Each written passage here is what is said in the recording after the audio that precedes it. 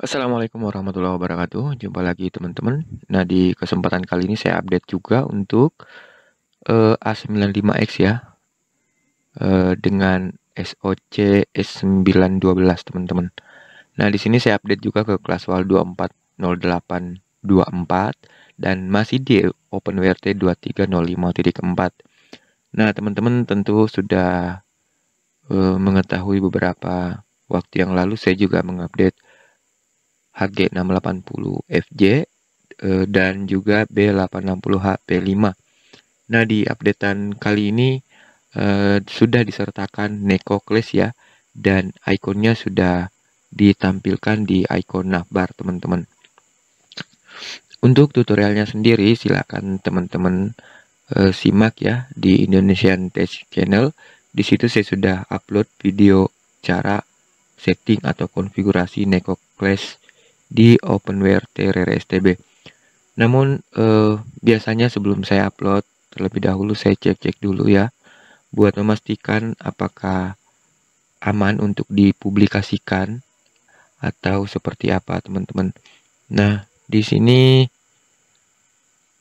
terlihat seperti biasa ya, sama seperti dengan updatean-updatean sebelumnya, namun memang ada perubahan sedikit di bagian status. Di sini sudah ada free memory case ya, sedangkan rilis RAM-nya sudah dilepas teman-teman. Dan ini menggantikan rilis RAM tentunya. Di mana rilis RAM itu tidak optimal cara membersihkan RAM ya. Namun kali ini free memory case ini lebih bagus dari rilis RAM teman-teman. Nah, baik, di sini saya sudah menggunakan A95X tentunya. Dan kita lanjut untuk mengecek di bagian routing sambil nanti saya jelaskan jika memang ada yang perlu dijelaskan teman-teman.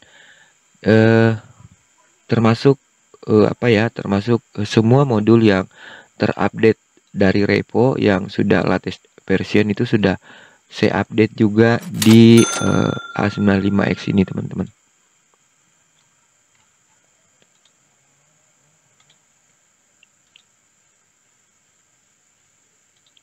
Dan seperti biasa untuk teman-teman pemula jangan lupa untuk setting interface ya untuk menyesuaikan dengan netdata.html yang ada di folder www teman-teman. Nah, di sini kita cek tab connection aman, kemudian free memory cache.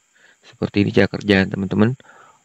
Teman-teman sebelum melakukan free memory bisa memastikan dulu atau bisa melihat dulu ya di sini.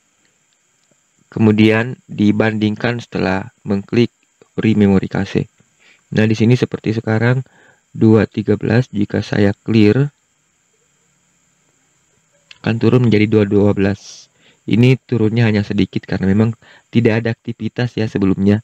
Saya hanya menampilkan overview, kemudian langsung mengklik free RAM cache atau free memory cache. Beda halnya jika kita membuka beberapa aplikasi, interface dan sebagainya itu akan tersimpan lagi di cache teman-teman. Nah, baik, kita cek di bagian sistem. Jangan lupa saya ingatkan lagi kepada teman-teman untuk menyesuaikan time zone yang ada di bawah sini ya. Sesuaikan dengan TKP masing-masing. Kemudian klik sync with browser ya, biar jamnya sinkron dengan TKP teman-teman. Dan masalah sinkron jam itu sangat penting untuk penggunaan protokol PIMOS ya, jika kita memasangnya pada tool atau aplikasi tunernya. Nah, baik, kita lanjut di bagian logging, synchronization, dan language style sudah di lock semua. Saya rasa tidak ada masalah di sistem. Lanjut ke administrator, bisa akses, kemudian key dan HTTP akses aman, teman-teman. Software kita cek, installed, update, startup. Nah, di sini sudah saya disable untuk USB MAXD. Ini adalah modul untuk tethering di iPhone teman-teman. Kemudian LED saya disable karena sudah ada internal LED indikator modifikasi ya yang sudah tertanam di firmware ini. Kemudian Neko-nya saya disable teman-teman karena tidak menutup kemungkinan ada yang masih senang menggunakan kelas WAL namun ingin mengupdate atau hanya ingin sekedar mencoba-coba ya. Namun jika teman-teman ingin menggunakan hanya NekoClass, ini saya sarankan untuk enable. Karena NekoClass ini startupnya sangat responsif teman-teman. Startupnya sangat responsif, tidak seperti OpenClass ya. Kadang jika kita merestart STB itu tidak auto on. Beda dengan NekoClass ini sangat respon dalam startup teman-teman. Jadi sengaja saya disable karena kemungkinan besar masih ada yang menggunakan OpenClass ataupun Paswal dan akan kebingungan nantinya jika pertama booting itu tiba-tiba Paswal maupun OpenClass-nya tidak bisa jalan. Itu dikarenakan NekoClass ini auto running dan tentunya akan bentrok jika kita tidak disable teman-teman. Nah, kita lanjut schedule tasknya, tentunya juga perintah di bagian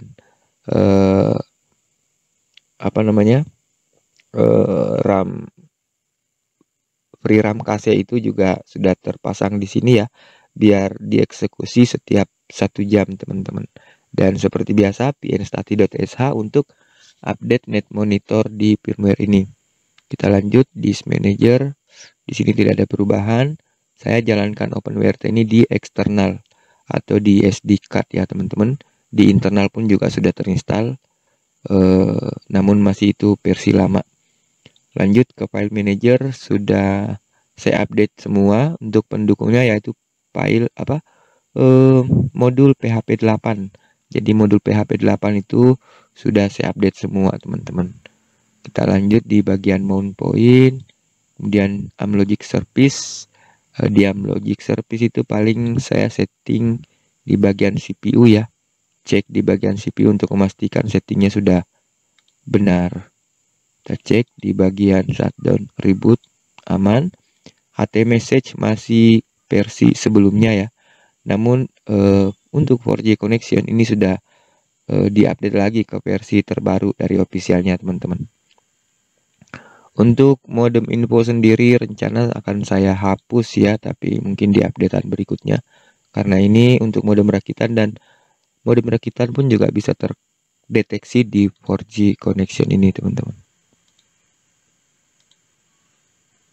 Nah, connection monitor masih tetap saya sertakan di sini, dan tentunya yang versi modifikasi ya, yang pilihan satunya adalah reboot modem untuk merestart modem-modem Huawei, terutama Huawei ya, yang terkoneksi dengan USB stick maupun yang terkoneksi dengan RJ45 atau kabelan. Lanjut activity log configuration aman ya teman-teman. Kita lanjut di bagian Paswal. Paswalnya ini sudah saya update ya untuk masing-masing core-nya teman-teman. Syncbox versinya juga ikut dengan Syncbox versi di NekoClass-nya ya, yaitu versi 1.10.0, dimana di versi sebelumnya yang saya update di HG680FJ dan B860HP5 itu masih menggunakan Syncbox Core versi 1.9.4. Jadi 1.9.4 teman-teman. Sekarang sudah ada yang terbaru, dan memang core Syncbox itu masih versi beta sekarang ya. Untuk X-ray version sudah yang terbaru juga. Selanjutnya Cina DNSNG pun juga sudah yang terbaru. Nah, kita lanjut untuk OpenClass sendiri, di sini belum ada updatean ya teman-teman.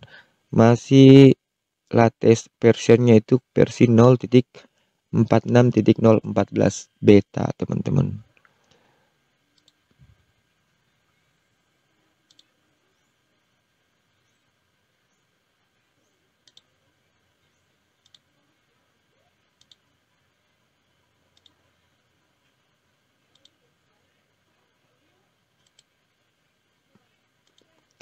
Nah, BS64 decoder masih disertakan di sini. Sebenarnya ingin saya hapus sih, tapi masih dipertimbangkan teman-teman.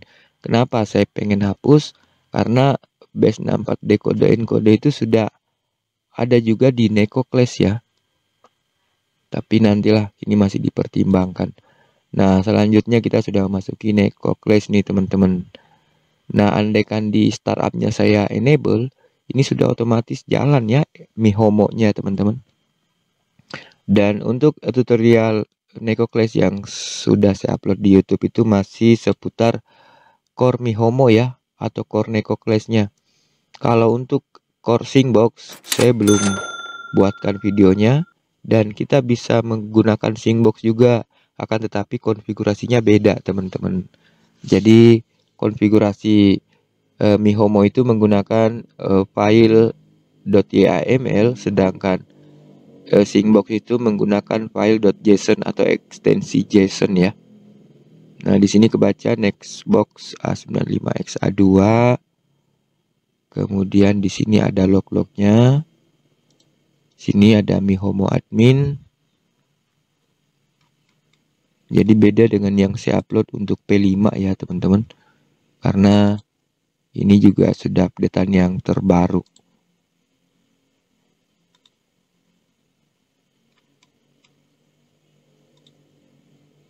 Kita cek-cek aja ya teman-teman.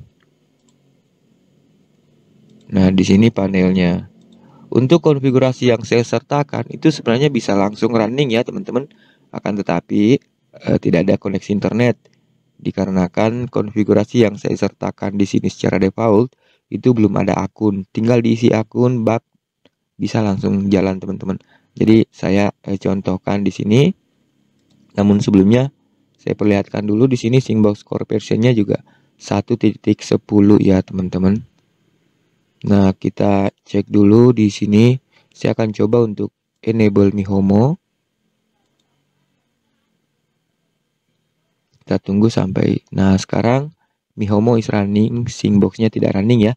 Nah, kita coba buka di bagian panel. Ini panelnya bisa langsung terakses, teman-teman.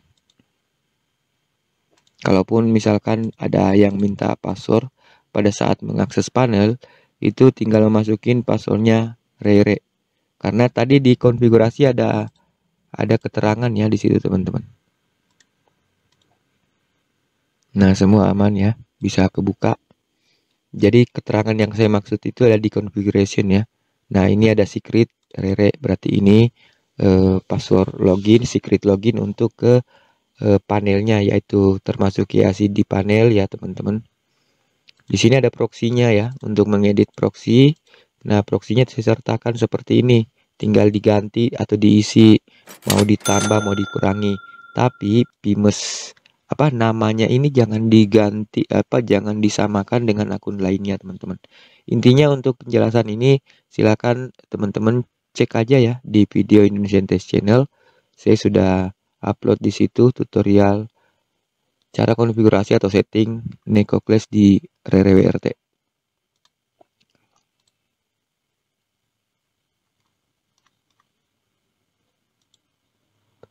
Nah, oke teman-teman, kita lanjut ke zero tier. Aman. Untuk bagian terminal di updatean kali ini juga saya sudah tambahkan ya informasi kernel di terminalnya. Jadi begitu juga jika kita mengaksesnya menggunakan SSH ya, SSH eksternal juga tampilnya seperti ini teman-teman. Kita lanjut di bagian interface-nya, kebetulan modul Luci App Network juga sudah terupdate di sini ya.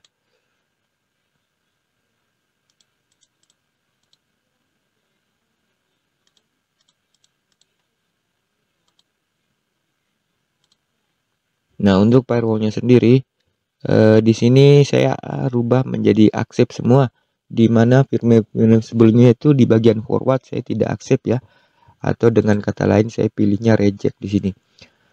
Berhubung karena banyak teman-teman yang menggunakan setting forward itu tidak bisa berjalan, dan penyebabnya adalah forwardnya tidak kita accept di sini. Nah, kita cek dulu untuk icon navbar apakah bekerja dengan baik.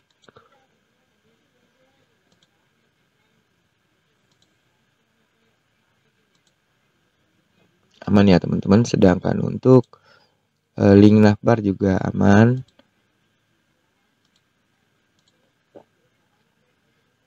Nah, buat teman-teman yang ingin membantu mensupport saya ya untuk terus mengembangkan OpenWRT ini, silahkan bisa berdonasi melalui QR code yang ada di sini teman-teman.